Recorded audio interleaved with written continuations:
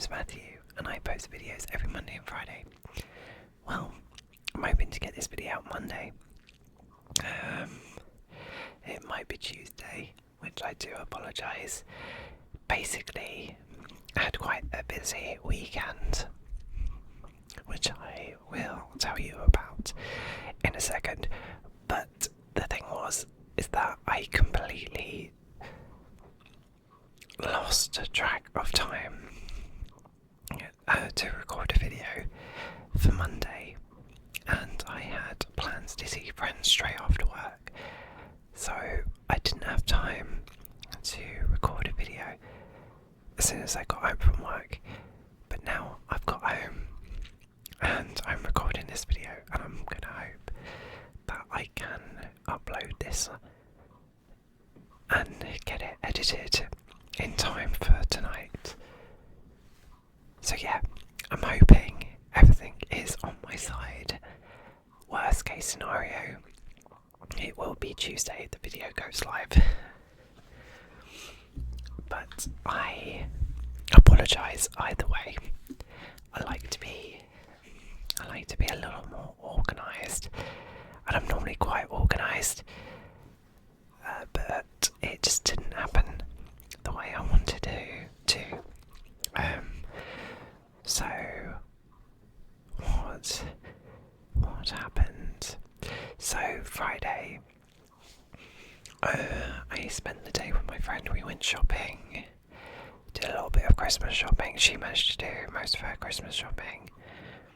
I was not as lucky. I've done most of it, but there was a few people I wanted to buy for that I didn't, so I still need to sort that out. Then Saturday we had my eldest niece. She came to stay. She got dropped off after a party, which was fine. And in the evening, I went with my partner to see Wicked, and it was amazing. I like Wicked. I actually saw Wicked at the West End for my 21st birthday many years ago.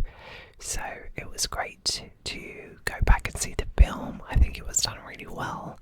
I loved the soundtrack, very talented singers, but then I don't think we expected anything less.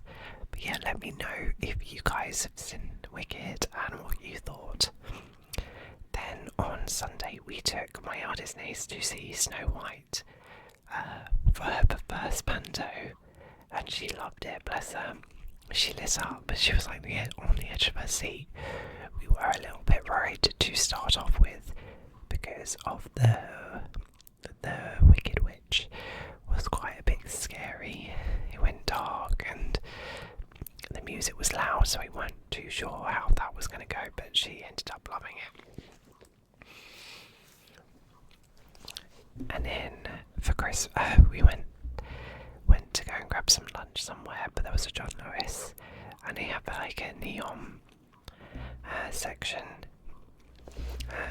Wait 1 second. Sorry about that. Sneezed.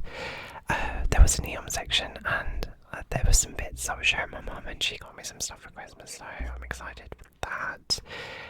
And then Sunday evening, I was hoping to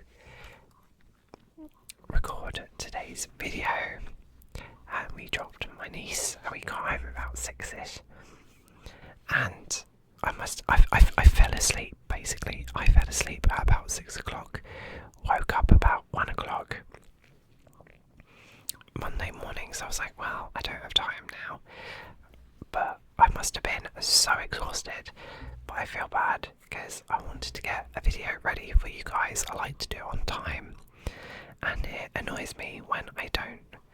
I like to keep on a schedule, so yeah. It's not a great excuse, but yeah, I was sleepy, so I'm sorry. But tonight we are going to be delving into an emotional and perplexing story of Ben Needham. A case that has spanned more than 30 years leaving a family searching for answers and the world captivated by their resilience.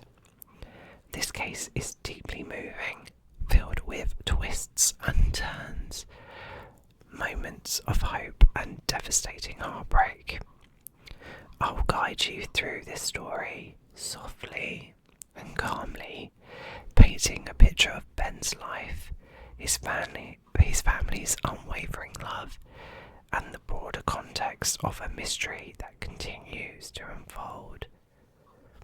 Take a moment to get comfortable and let's begin.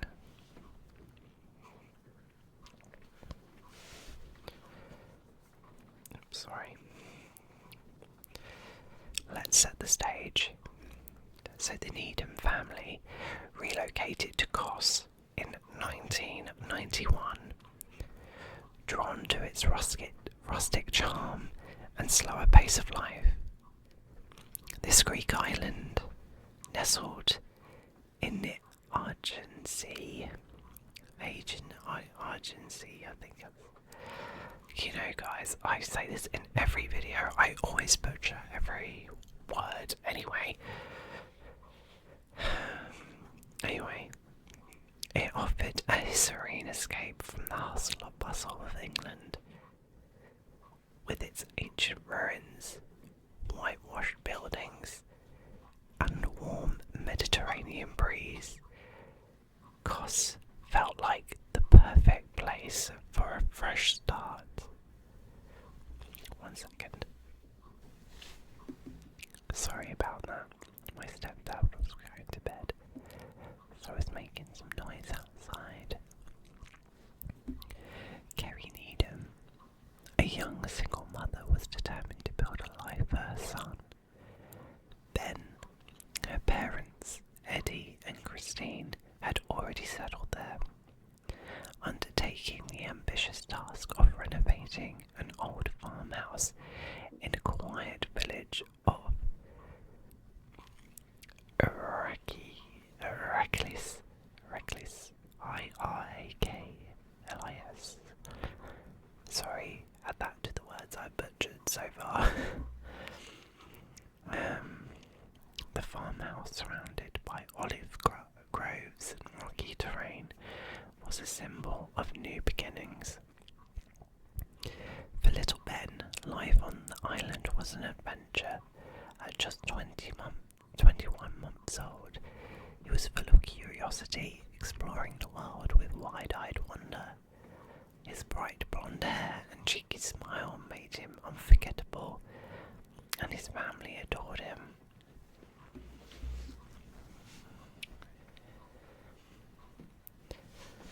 On July 24th, 1991, started out as an ordinary summer day. The sun shone brightly over the village, casting long shadows across the rocky terrain. Ben was playing happily outside the farmhouse, while his grandmother worked nearby. He wandered between the yard and the house, as carefree as only a toddler can be. Around 2:30 p.m, Christine noticed Ben wasn't in sight. At first, there was no panic. After all, toddlers are quick and often find hidden corners to explore.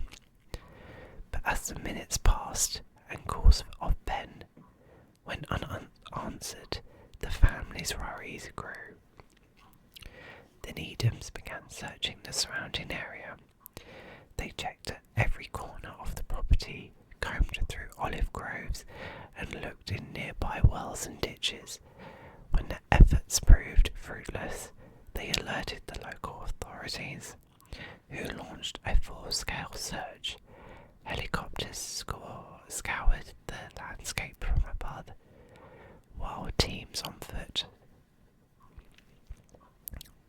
searched the rugged terrain. Despite their extensive efforts, there was no trace of Ben. For Kerry, the pain was immediate and overwhelming. She described the endless cycle of guilt and doubt replaying that day over and over in her mind. did I look away too long? Should I have stayed closer? These are the kinds of questions that haunt families of missing children. Christine and Eddie carried their own burden of guilt and responsibility. They had brought their family to cost for a better life, only to face the unthinkable. Their grief was compounded by the frustration of dealing with a search that yielded no answers. For the Needhams, the world seemed to stop that day on July. Every milestone Ben missed. His first day of school, his teenage years, his 18th birthday was a reminder of his absence, yet they refused to give up hope. It's quite raining. It's raining out quite hard out there, so I just what I was meant to say. I'm not sure if you can hear that or not. I'm hoping that's going to be relaxing for you, those rain sounds. But just if you can hear other noises, that's what it is. Slapping against my window. So, the Greek authorities initially explored the possibility that Ben had wandered off in the surrounding countryside. The rocky terrain was treacherous, and there were concerns he might have fallen into a hidden well or ravine. However, extensive searches found no evidence to support this theory. As time went on, other theories emerged. Theory 1. Abduction. Many locals suspected that Ben might have been taken by someone passing through the village. Sightings of a boy resembling Ben were reported across Europe, but none had led to a breakthrough. Option 2. Or not option 2, theory 2 I should say. In years later, attention shifted to the possibility that Ben had accidentally been killed by heavy machinery operating near the farmhouse. Excavations in 2012 and 2016 sought to uncover evidence, but no remains or belongings were found. In 2024, a man in Denmark came forward claiming he might be Ben. He described memories of being taken from Kos as a child. This sparked renewed hope, but DNA testing revealed no match. While this was another painful blow to the family, it reignited the public interest in the case, keeping Ben's story alive. The Needhams remain hopeful that advancements in forensic technology and global databases will one day provide the answers they've been searching for. This is a very interesting case. Let's have a look. Is there any more?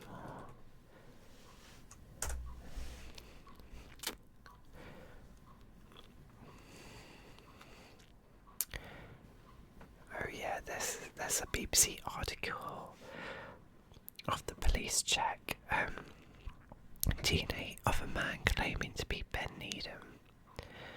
The news comes 33 years to the day of his disappearance on the 24th of July.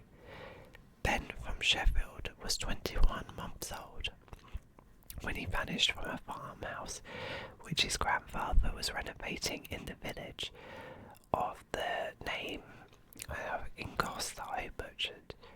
South Yorkshire police said the man's DNA had been tested and would be compared to a sample held by the force to provide Ben's family with a definite answer. A force spokesman said, whilst South Yorkshire police had no jurisdiction in Greece, we are keen to support the Greek authorities and Ben's family in any way we can. and a senior investigating officer remains in contact with Greek counterparts. Our thoughts are with Ben's family, who've never given up hope of discovering the truth of what happened on 24th of July 1991, and we will continue to support them in their endeavour. In 2016, the force said it believed that Ben was killed accidentally while he was playing. His mother, Kerry, has previously said that she believes her son is alive and was abducted. Last year, police confirmed the body of a boy found in a river in Germany was not that of Ben, who would now be 34.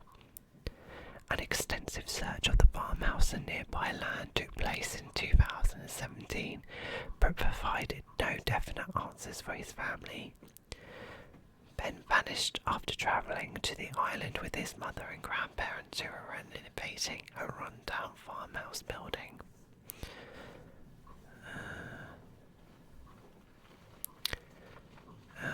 Oh my god, it's really raining out. Down hard now.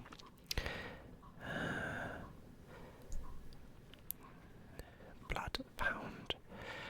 Ben Needham. Blood found on sandal and inside toy car.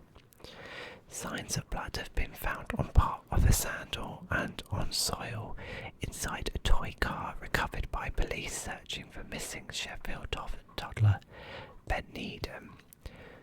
When Ben was 21 months old, he disappeared on the Greek island of Kos in July 1991. South Yorkshire Police said forensic work was being carried out in Aberdeen to try to extract DNA from the items. Detective Inspector John Cousins said it was still his personal belief Ben died in an accident at the farmhouse. Details of the findings have been released on the 26th anniversary of Ben's disappearance. Ben went missing while playing on a farmhouse, which was being renovated by his grandfather. An extensive 21-day search of land around the building and a second site 750 metres, 820 yards away, took place in October, and it emerged that the toddler may have been crushed to death by a digger working on the site. About 60 items discovered during the search were brought back to the UK for analysis, some of which were sent for testing at the James Hutton Institute in Aberdeen. Professor Lorna Dawson, head of the Soil Forensics Group, said the team of scientists had discovered the profile indicative of human blood decomposition on a fragment of a sandal. The profile had also been found on soil from inside the toy car. However, the strongest signal had been found on the footwear sandal, she said. Professor Dawson said the discovery was the chemical fingerprint of compounds left behind when there has been decomposition or decay. There's a strong indication from this chemical profile that was present on those items as a result of blood decomposition, she said. It's significant in identifying that there had been a human who had bled in contact with those items. The biologist has to come in now and identify who left that blood on that item by extracting the DNA. Detective Inspector Cousins said, based on the facts and information obtained, as previously stated, it is still my professional belief that Ben has died as a result of a tragic incident at the farmhouse involving heavy machinery. It is my belief that their findings corroborate and strengthen that theory. The Needham family have been informed, and the force would continue to assist the Greek authorities with any ongoing inquiries, South Yorkshire Police have said.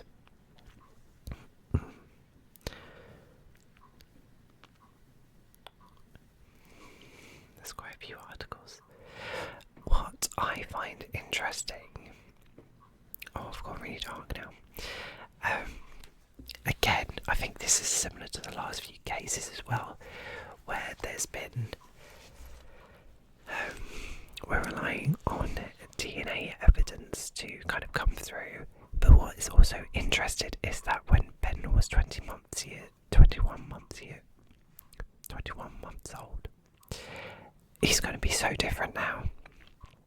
At that age, they're still like a baby. They're still baby faced. You know, it's just a toddler. How do you picture that toddler then growing up?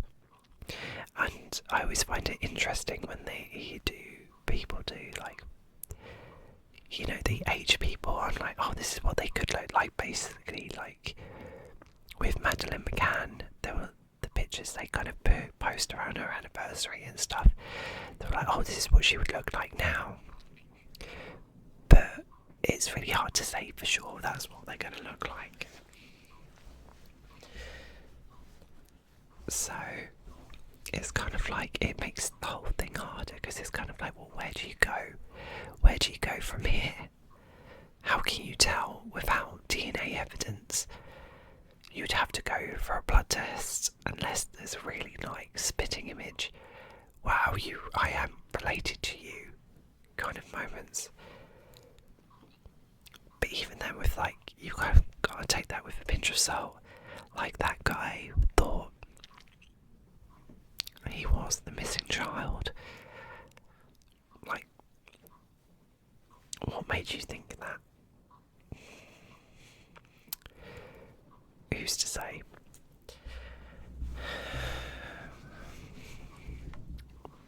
I'm not quite sure.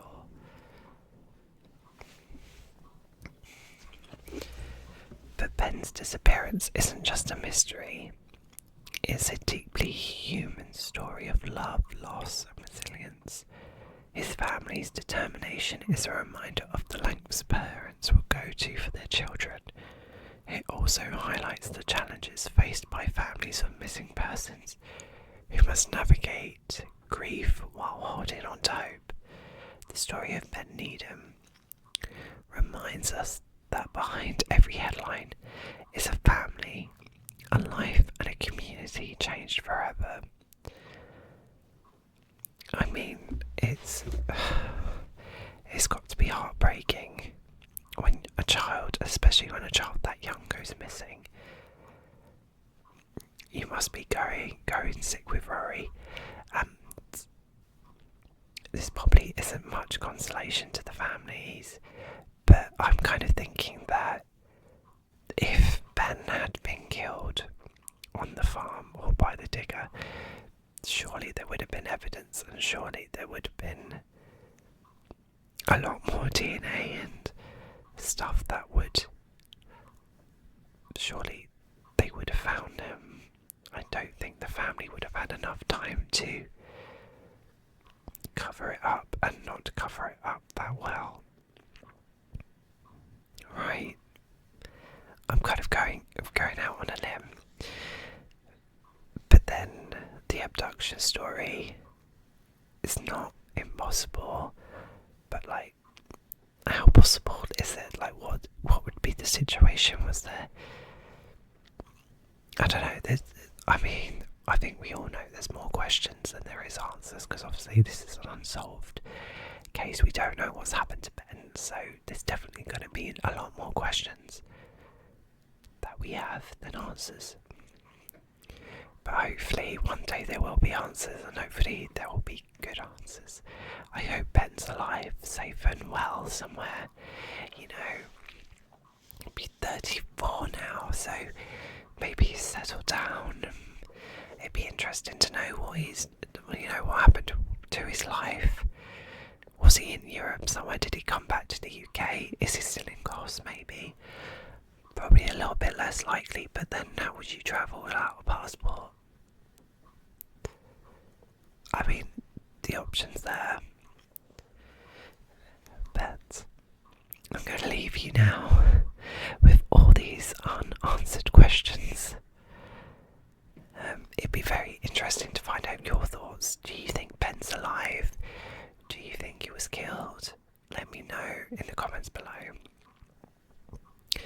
But thank you for joining me tonight as we explored the case of Ben Needham. Let's keep his story alive, not just for him, but for all missing children who deserve to be found. If you'd like to learn more or share your thoughts, feel free to leave a comment below. Take care of yourself.